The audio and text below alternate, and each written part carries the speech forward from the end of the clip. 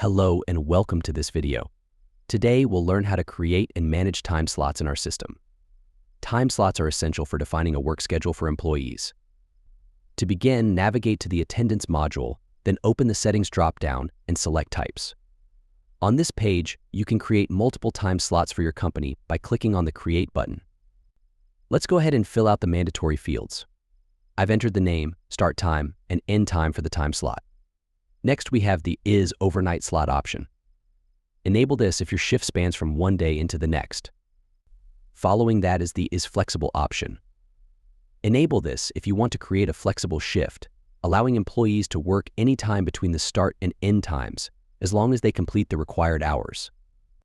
For example, if I set the workable hours to 5 hours, employees must work for at least 5 hours within the shift time. Next, we have the Late Buffer and Early Buffer options. These are grace periods for employees. For example, if you set a 10-minute grace period and the shift starts at 9 a.m., employees who arrive between 9 a.m. and 9:10 a.m. will be considered on time. Similarly, if the shift ends at 5 p.m. and the grace period is 10 minutes, employees leaving between 4:50 p.m. and 5 p.m. won't be marked as leaving early. Now, let's discuss the punch buffer start and punch buffer end. These settings define when punch logs start and stop being considered for attendance calculation. For example, if the punch buffer start is set to 30 minutes and the shift starts at 9 a.m., any punch logs from 8:30 a.m. onwards will count towards attendance. Similarly, if the punch buffer end is set to 15 minutes and the shift ends at 5 p.m., punch logs up to 5:15 p.m. will be included in attendance calculations. Moving on to short overtime and full overtime. If you enable short overtime, it will apply when employees work beyond their scheduled hours, either before the shift starts or after it ends.